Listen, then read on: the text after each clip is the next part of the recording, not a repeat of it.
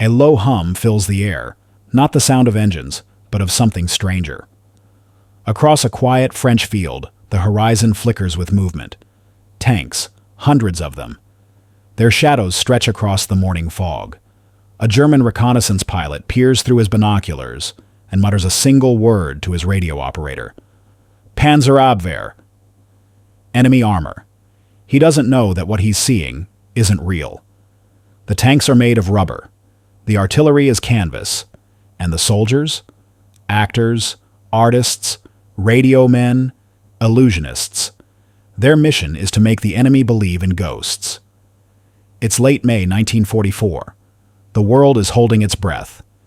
The Allied invasion of Nazi-occupied Europe is days away, but no one except a handful of men in sealed rooms knows exactly where it will begin. Eisenhower's plan, Operation Overlord, depends on one of the most fragile things in war: secrecy. If the Germans learn where the Allies will land, the invasion could fail before the first wave touches sand. But how do you hide an army of over 150,000 men, 5,000 ships, and 11,000 aircraft? You don't. You make the enemy look somewhere else. That's where he comes in. An unassuming American officer named Ralph Ingersoll, journalist, strategist, and dreamer. Before the war, he'd written books, worked with newspapers, and studied human psychology. Now, his pen was replaced with deception. His stage, the battlefields of Europe. He believed that war wasn't only fought with guns and steel. It was fought with belief. Ingersoll proposed something almost absurd: to create an entire army that didn't exist, complete with tanks, planes, and divisions that would never fight, and make the Germans believe it was real. A ghost army. The idea was not new. In North Africa, the British had already tricked Rommel with dummy tanks and fake radio chatter. But what Ingersoll envisioned was far beyond a few decoys. He wanted a living, breathing army of illusion, an operation that could paint entire landscapes with lies. He called it the 23rd Headquarters Special Troops. To outsiders, it sounded like another classified unit. But within the Allied High Command, it had a reputation. Part artist colony, part magician's guild. Recruited from art schools, ad agencies, sound studios, and theater companies, its members were not trained killers. They were trained creators. Their weapons were not rifles, but brushes and microphones. Their battlefield, the mind of the enemy.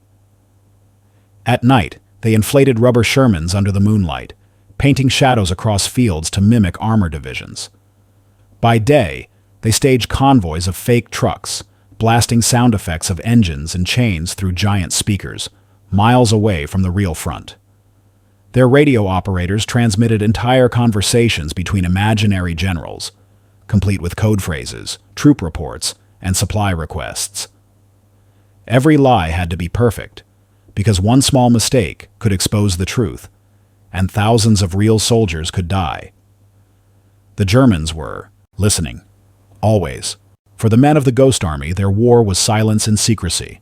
They were forbidden from telling anyone, not their families, not even other units, what they really did. If they succeeded, no one would know. If they failed, thousands would. But every night, as they moved their inflatable tanks under cover of darkness, they knew what was at stake. Somewhere across the Channel, tens of thousands of young men were preparing to storm Normandy. Their fate might depend on whether the enemy believed in ghosts. You can almost hear it. The hiss of air pumps filling the fake armor, the click of a radio key, the faint laughter of young artists pretending to be colonels. They were not soldiers of destruction, but of illusion. And yet, in their quiet way, they carried as much weight as any combat division. Because if they could make the Germans turn their heads the wrong way, even for a single day, it might save thousands of real lives. When dawn broke over the English Channel on June 6, 1944, the world saw the greatest armada in history move toward Normandy. And somewhere behind it, hidden in the shadows, a phantom army began its own invasion, not of land, but of imagination. The Ghost Army had come to life, and their war had just begun. June 1944. Across England, the landscape had become a waiting room for war. Every road, every field, every small village seemed to pulse with the heartbeat of something immense. The sky trembled under the roar of bombers. Trains rattled through the countryside, carrying soldiers, fuel, and machines of invasion. Somewhere in London, behind blackout curtains, generals stared at maps that would decide the fate of Europe. And hidden among these preparations, in abandoned airfields, country estates, and secret camps, a different kind of army was preparing for battle. They didn't carry rifles. They carried blueprints. They didn't build bunkers. They built illusions. The 23rd Headquarters Special Troops was unlike anything the U.S. Army had ever created. Barely more than 1,100 men. Yet their orders were grand, to impersonate entire divisions, sometimes more than 30,000 soldiers at once. Their commander was Colonel Harry L. Reeder, a quiet man with a sharp mind for logistics and deception.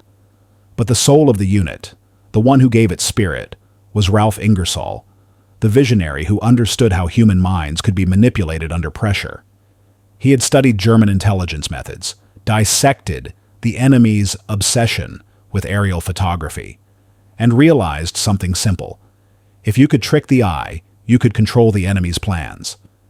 And so the Ghost Army was divided into 3 instruments, each playing a note in the symphony of illusion. The first was visual deception, operated by the 603rd Camouflage Engineers. They designed inflatable tanks that looked real even from 300 feet in the air, trucks made from canvas and wood, and fake aircraft that glinted under sunlight just like steel. They arranged them with mathematical precision, footprints of tracks, spacing of tents, and even fake campfires. Every detail mattered. The second was sonic deception, led by the 31/132nd Signal Service Company, Special. Working with sound engineers from Hollywood and Bell Laboratories, they recorded the roars of tanks, the rumble of convoys, the chatter of troops. From these recordings, they could simulate an entire armored division moving across the countryside, with nothing more than a handful of speakers and carefully timed playback. The third was radio deception, run by the Signal Company Special. They created fake transmissions, complete with call signs, code words, and radio discipline identical to that of genuine units. German intelligence officers listening in could never tell the difference. Together, these 3 elements, sight, sound, and signal, formed a weapon of deception unlike any before. By May 1944, the real invasion plans were already set in motion. The Allies would strike at Normandy, but to protect that secret, the world had to believe the attack would come somewhere else, Pas-de-Calais, the narrowest point between Britain and France. This deception plan had a name: Operation Fortitude. It was one of the most ambitious acts of misinformation in modern history. Even before the first landing craft left England, Fortitude had already begun to wage its invisible war. The Ghost Army would be a key player in it, one of many pieces in a vast interconnected web of lies stretching from Scotland to the English Channel. In the seaside town of Dover, they constructed a phantom invasion force, 1st U.S. Army Group, commanded on paper by General George S. Patton himself. Patton, brash and charismatic, was perfect for the role. The Germans feared and respected him, believing he would lead the main attack. They didn't know that his army consisted of empty tents, wooden aircraft, and rubber tanks. Aerial photographs taken by German reconnaissance planes showed everything the Allies wanted them to see. Hundreds of vehicles, rail lines full of cargo, barges assembling along the coast, all evidence of a massive invasion aimed at Calais. In reality, it was smoke and mirrors. To the men of the Ghost Army, these weeks were a test of precision and patience. They rehearsed their deceptions like actors preparing for opening night. Each movement, each sound, each radio line had to be perfect, A misplaced tank, a mistimed broadcast, and the illusion would shatter. At night, they worked by the dim glow of hooded lamps, inflating tanks under canvas to hide from enemy reconnaissance. By day, they painted shadows and tire marks into the mud, staged fake maintenance crews, even strung laundry to make the camps look lived in. It wasn't just artistry. It was theater of war, performed on the world's deadliest stage. Across the channel, German intelligence analysts were watching closely. Their maps, filled with arrows and notes, confirmed their beliefs. The invasion would come at Calais. Their conclusions were logical, their data convincing, and every piece of it false.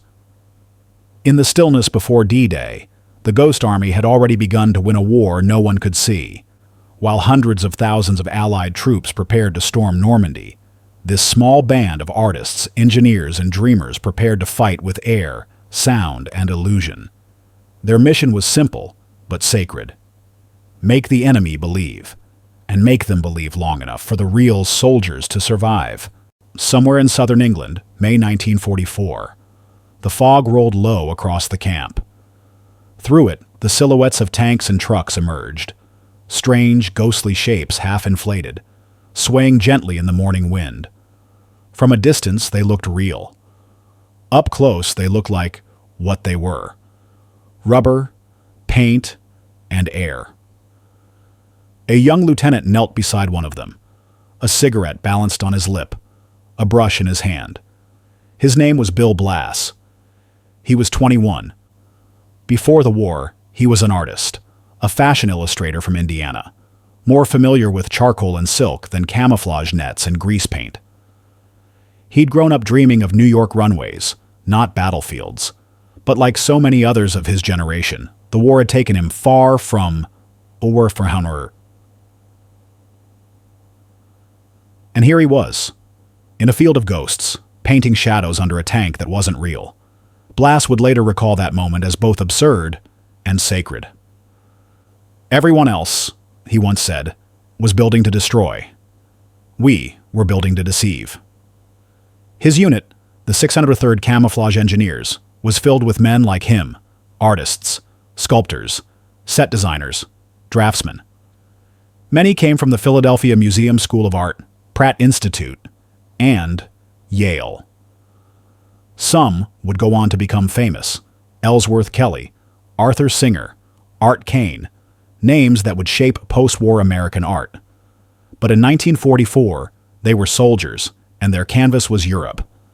Each day, they created illusions that had to stand up to the sharpest eyes in the world. German reconnaissance pilots scanning from 10,000 feet. To them, every shadow, every tire track, every glint of light could mean the difference between life and death. Blass's section had spent the week constructing a fake artillery battery near Dover, 150 mm howitzers, made of rubber tubing and painted plywood. Their job wasn't to fight, but to be seen fighting. That night, as rain began to fall, Blass sat inside a damp tent sketching the layout for a new dummy airfield. His hands were stained with paint, his notebook full of measurements and lighting angles. Around him, men joked quietly, their laughter muffled by the canvas walls. Outside, thunder rolled, or maybe it was artillery practice. In moments like that, the line between art and survival disappeared. Their work was guided by intelligence reports and careful coordination with SHAEF, the Supreme Headquarters Allied Expeditionary Force. Orders came down in coded phrases, instructing them to simulate the presence of specific divisions: the 4th Armored here, the 9th Infantry there. They didn't ask why. They simply built. Sometimes they would finish one illusion only to pack it up and move it 50 miles overnight. Every movement had to match real operational timelines. Trucks would leave tire marks. Tracks would be pressed into mud using heavy rollers. Even fake fuel dumps would be leaked to aerial scouts. Every lie they told had to be lived.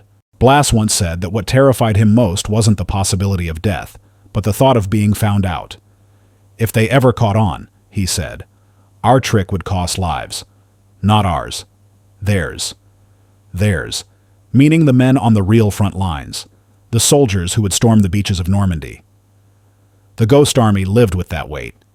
They were not just pretending to be soldiers, they were responsible for protecting those who were. On some nights, when the work was done, Blas would walk out past the rows of silent inflatables. The moonlight gave them an eerie glow, their shadows long and lifelike.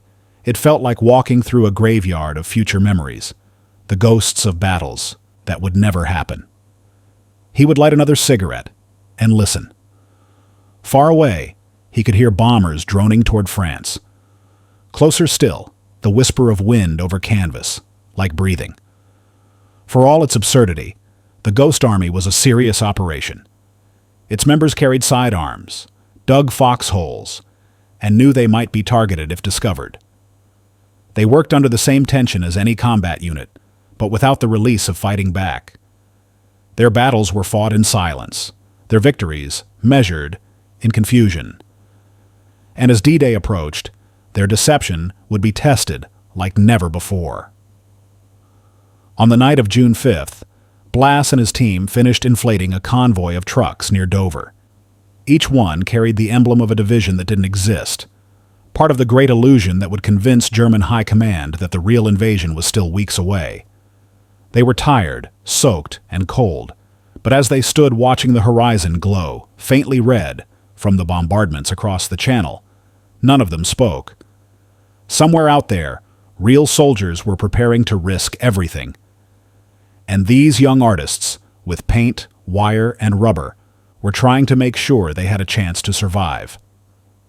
When dawn came, the wind shifted, the sea smelled of smoke and salt, and far in the distance, the first waves of the D-Day invasion began to land. The Ghost Army's work had already done its job. The Germans were still watching Calais, still waiting for an army that didn't exist. Summer 1944. France was burning. After D-Day, the beaches had turned from chaos to conquest. Allied forces were pushing inland, clawing through hedgerows and shattered towns. Every mile gained was bought with blood. Normandy was no longer a beachhead. It was a graveyard of machines and men. And behind, the front lines, far from the thunder of artillery, another army was on the move. The Ghost Army had crossed the Channel. They landed quietly, without fanfare. Their equipment, hundreds of inflatable tanks, dummy artillery, and crates of sound equipment, was loaded into trucks marked with false insignia. Their orders were clear. Deploy wherever the real armies needed shadows. The first test would come near Brest, in Brittany, a fortified port city still held by the Germans. The 6th Armored Division was moving in for the assault. But before they attacked, they needed the enemy to believe that a far larger force was gathering nearby. That was the Ghost Army's cue. They set up on the outskirts of a small French village, a patchwork of fields and stone walls. Farmers watched in silent disbelief as dozens of American tanks rolled into position, bouncing slightly as they were.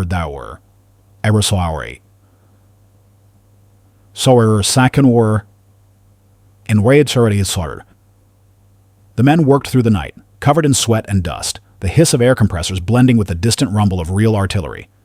By dawn, the scene looked perfect. Rows of Sherman tanks glistened under the mist. Jeeps lined the hedgerows. Radio antennas poked from tent tops. Even laundry fluttered on clotheslines. To a German reconnaissance pilot flying overhead, it was a clear message. A massive armored division had arrived, but deception in war is never just visual. It must sound true. That night, sound engineers from the 31-radii-second signal company set up massive speakers along the hedgerows. They had with them a classified collection of recordings. The roars of engines, the clatter of treads, the metallic clank of maintenance crews at work. These were no crude noises. Each track was layered with precision.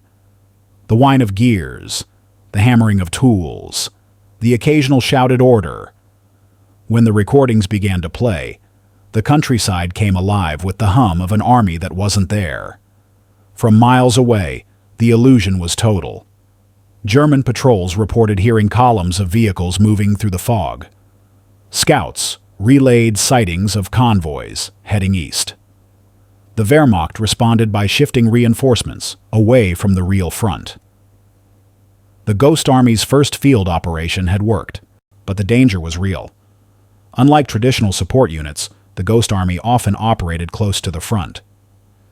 Their deception had to be convincing not only to the enemy, but to nearby Allied troops.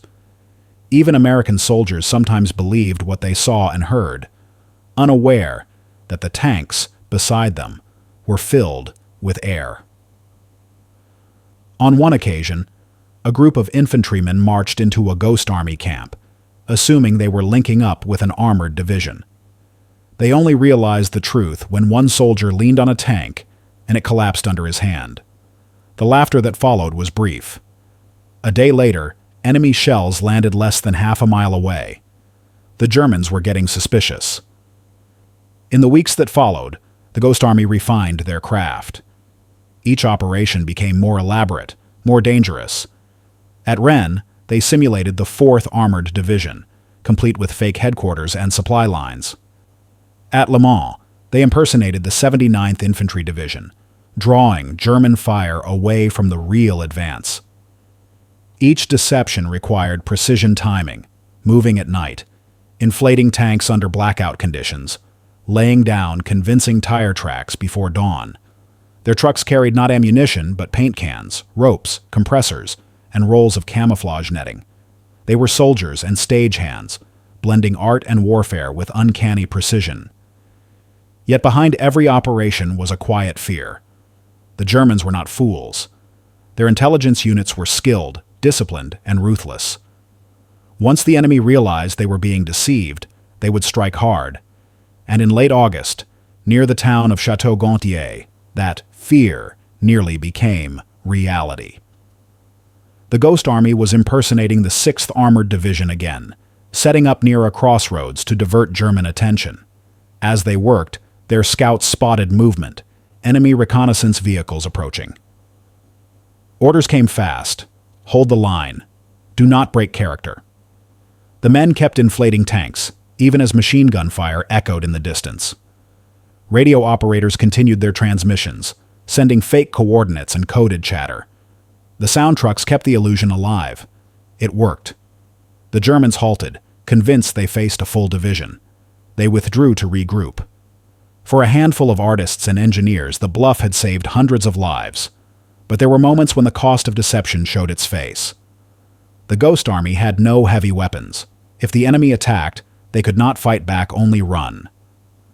Some nights they slept in ditches, waiting for orders to move before dawn. Others spent hours erasing their own existence, packing up illusions so perfectly crafted, only to vanish before anyone could see them. They were, in every sense, the shadows of war. By the end of summer 1944, their work had become an invisible thread running through the Allied advance. Each false army they created drew enemy attention, reshaping the battlefield without firing a shot. In Brest, Le Mans, and Nantes, German divisions were delayed, diverted, confused. Commanders made decisions based on phantoms, buying precious hours for the real armies to break through. To the outside world, these victories belonged to others, to generals, to infantry divisions, to tanks that actually fired. But somewhere in the quiet, between the sound of compressors and the whisper of radio static, the Ghost Army knew the truth. They had waged war with imagination and won. Still, as autumn approached, the war grew darker, closer. Ahead lay the Siegfried Line, the Ardennes, and the bitter snows of winter. The Ghost Army's illusions had saved lives in France, but the battles to come would test their courage and their humanity more than ever before, because soon their deception would not just protect others, it would have to save themselves. By the time the leaves turned brown in the autumn of 1944, the Ghost Army had been living in deception for months. They had crossed France, dodged artillery, fooled generals, and slept under the wings of their own illusions. But the glamour, if there ever was any, had worn off. For many of the men, The war had become a strange kind of play that blurred the line between life and performance.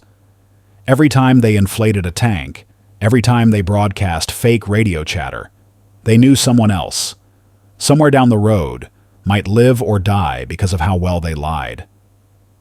It was an odd thing to carry on your conscience. One of them, Bill Blass, a young fashion designer from Indiana, had joined the army with sketchbooks instead of battle plans. Before the war, he dreamed of couture and New York runways.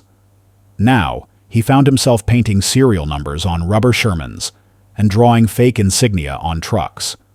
He later wrote, "We were 20-year-old kids, pretending to be generals, creating an army out of thin air.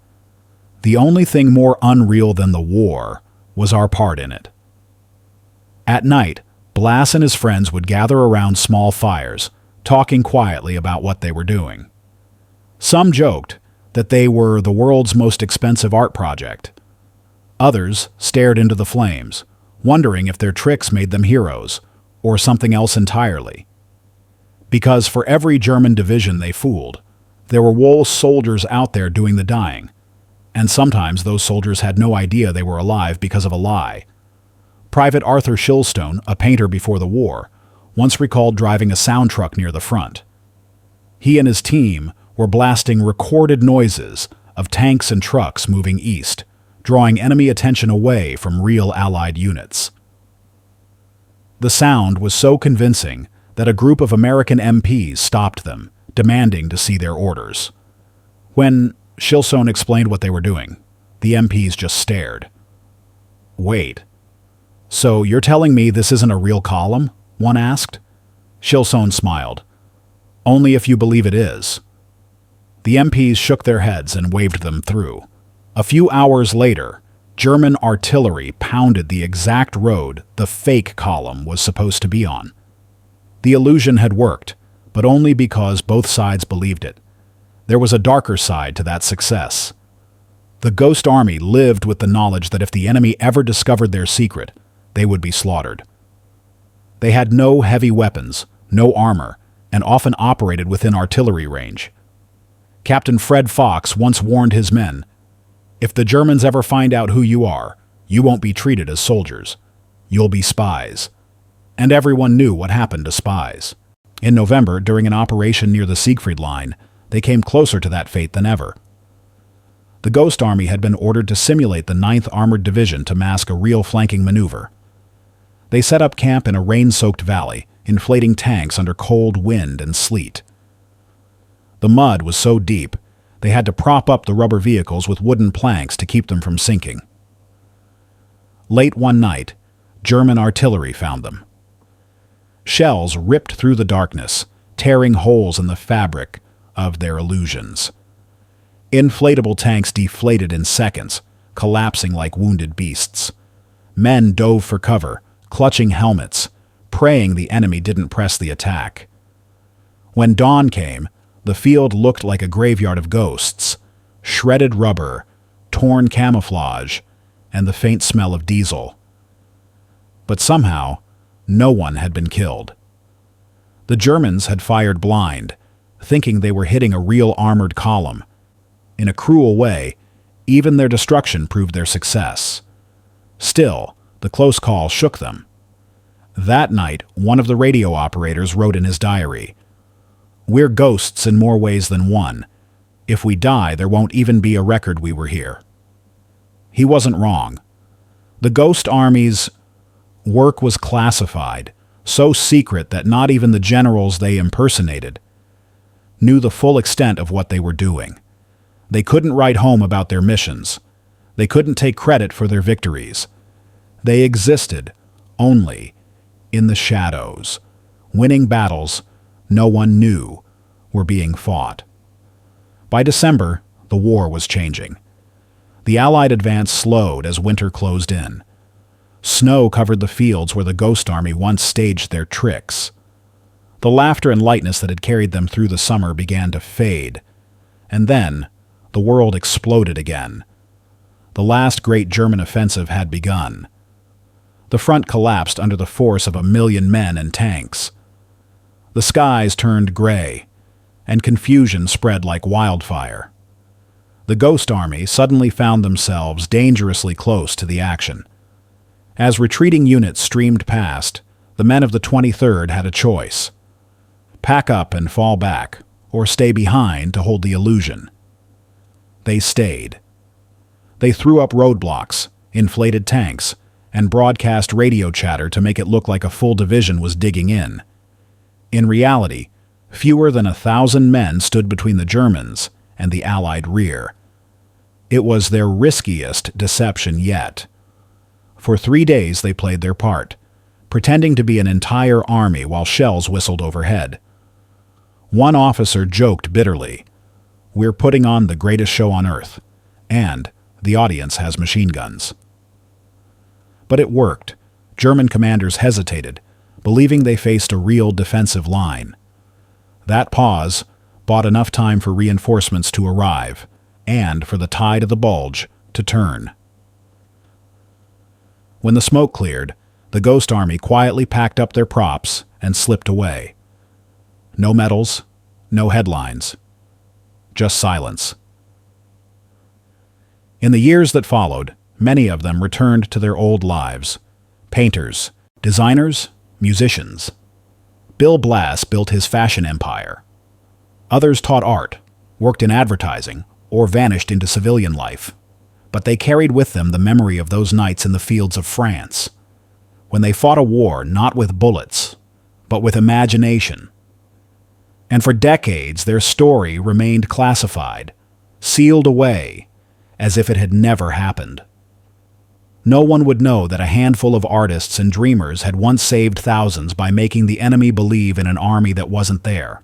March 1945. Germany was crumbling. The Rhine River, the last great natural barrier to the Allied advance, shimmered under a pale spring sun. Beyond it lay the heart of the Reich, the Ruhr, the industrial lifeline of Hitler's war machine. Every commander knew what crossing that river meant. Once the Allies were on the far side, the war in Europe would be over, but the Germans knew it too. They had fortified every crossing point with artillery, mines, and machine guns. To get across, the Allies needed more than courage. They needed deception. One last, perfect illusion. That was when the Ghost Army received their final mission. It was called Operation Viersen. Their orders came from Chaff headquarters, stamped top secret. The plan: make the Germans believe the main Allied crossing would take place near Dusseldorf, miles away from where the real attack was planned. The truth was that the U.S. Ninth Army, under General Simpson, would cross the Rhine at Wesel, under the cover of darkness. The Ghost Army's job was to draw the enemy's attention north to create a phantom force so convincing that the Germans would move their artillery and troops in the wrong direction. The operation began in early March. Convoys of trucks moved under the night sky, headlights blacked out, rumbling toward the lower Rhine. The men of the 23rd Headquarters Special Troops, barely 1,000 of them, were about to impersonate 2 entire divisions, the 30th and 79th Infantry. The stakes couldn't have been higher. If they failed, the Germans would rain fire on the real crossing sites, and thousands of men could die before ever setting foot on the far shore. By dawn, the deception began to take shape. Across the flat farmland near Viersen, inflatable tanks lined the hedgerows. Fake artillery batteries were set up on ridges. Dummy trucks stretched for miles. Every visible detail was crafted with precision, from the unit markings on vehicles to the placement of supply dumps. Even the smallest inconsistencies were corrected. One soldier noticed that their fake tank tracks were too shallow in the mud. Within minutes, others were using real tank treads to stamp deeper impressions, matching what German scouts would expect to see. They weren't just artists anymore. They were illusionists at war. Then came the sound. Teams from the 3192nd Signal Service Company rolled out their enormous 500-pound speakers, the same ones that had deceived the enemy across France. For hours, they blasted a carefully mixed soundscape, Engines revving, tank turrets grinding, trucks clattering across bridges. The recordings, captured months earlier in real armored divisions, were played in loops that echoed across the valley. To a German listening post on the far bank, it sounded like a full American army assembling for an assault. Meanwhile, radio operators from the 406th Signal Company went to work, weaving a tapestry of false transmissions.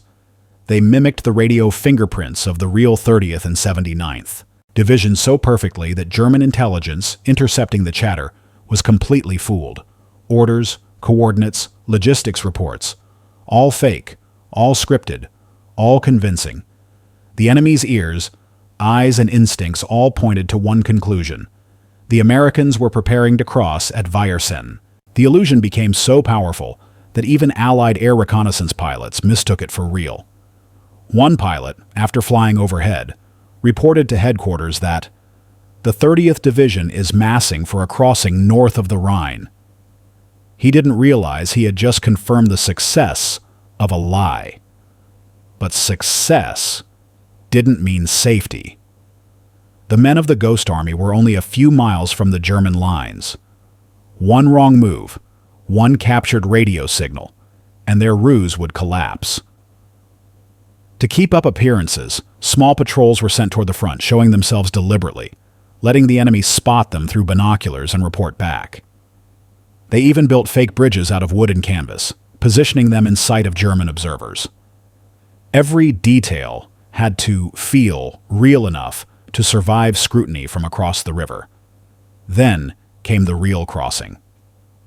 On the night of March 23, 1945, while the Ghost Army blared sounds of tanks and artillery near Viersen, the true Allied forces struck miles away, under cover of total darkness. The Ninth Army crossed the Rhine at Wesel with minimal resistance.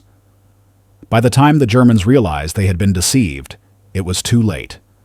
Allied troops had secured the bridgehead, engineers had built pontoon bridges, and the Rhine, the symbol of Germany's last defense, had been breached. Operation Viersen had worked flawlessly. In the days that followed, German units continued to shell Viersen, wasting precious ammunition on phantom targets.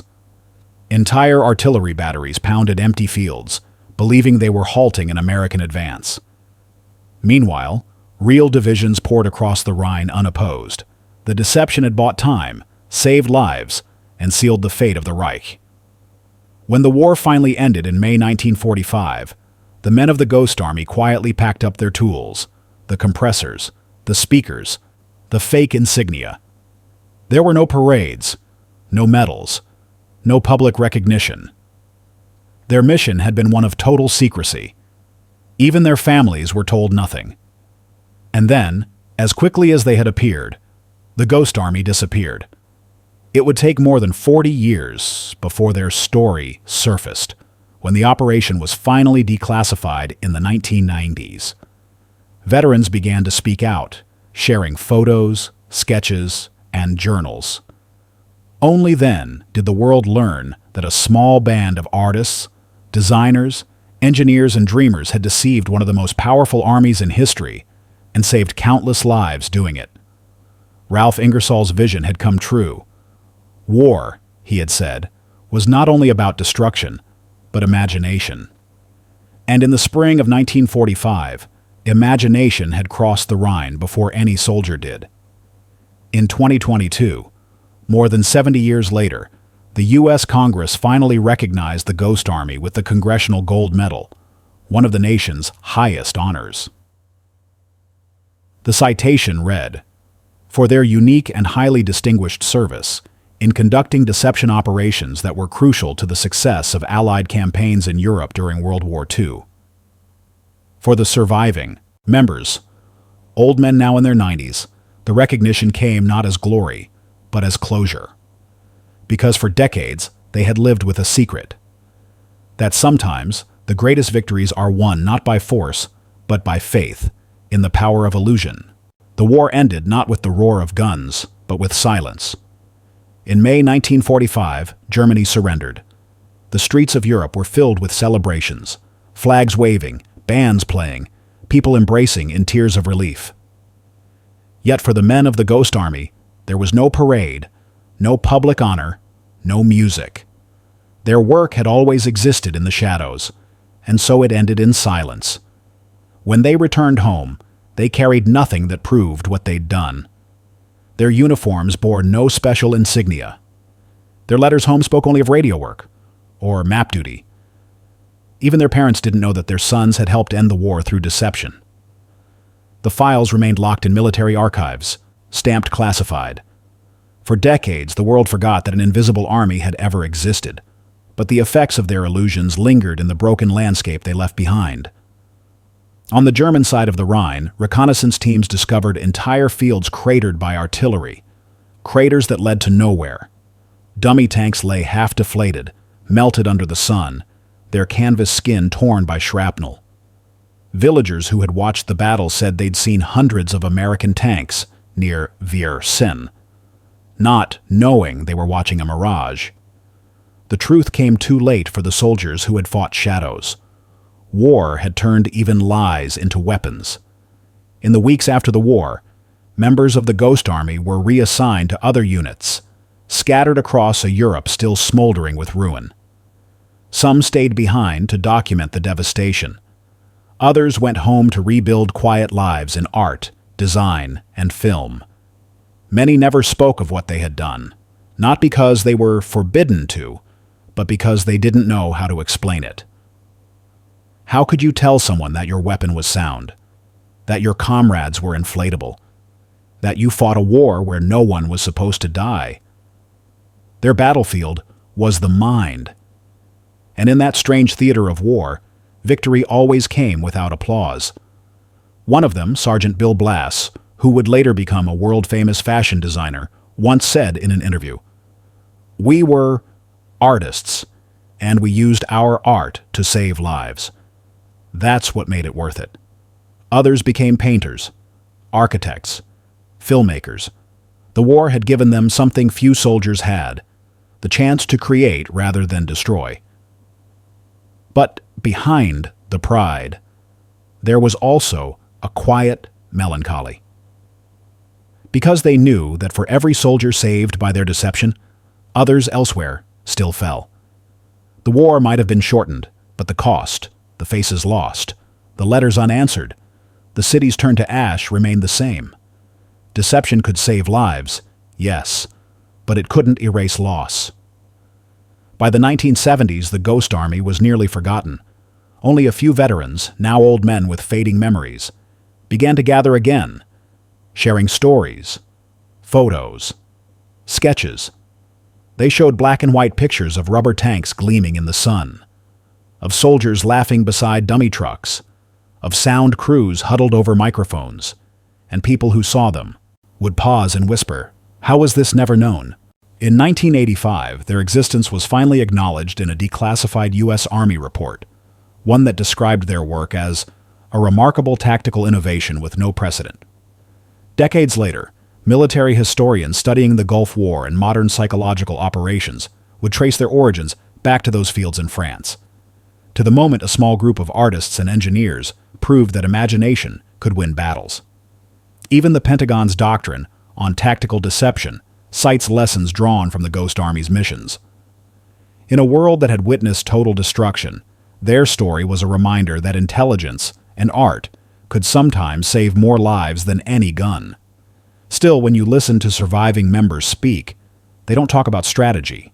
They talk about people, about the young man who carried a sketchbook through bombed-out villages, about the radio operator who whispered fake coordinates, knowing that somewhere a real soldier would live because of it, about the nights when they fell asleep to the sound of their own false battle recordings, echoing across the fields like ghosts. Each operation was built on lies, but behind every lie was a single truth. They wanted to go home, and they wanted others to go home too. When the last mission ended, they left their inflatable tanks behind. The wind deflated them slowly, one by one, until they collapsed into the grass, silent, weightless, forgotten. But the men who had breathed life into those empty shells carried something far heavier, the knowledge that war could be fought with creativity, and that truth itself could be a weapon when used for peace.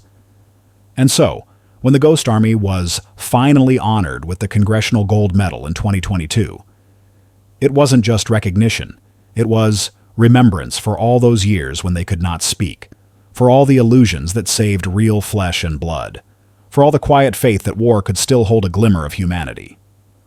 On that day, one of the few surviving members stood before Congress and said simply, "We fought with paintbrushes, with microphones, and with courage.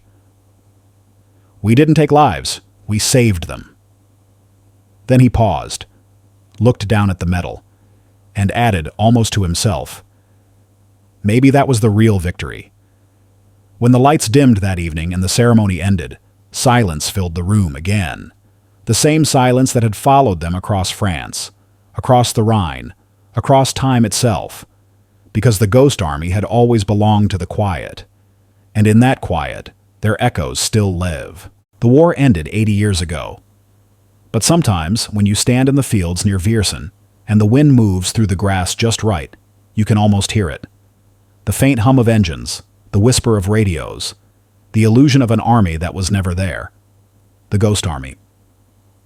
Army left no monuments, no battle honors carved into stone.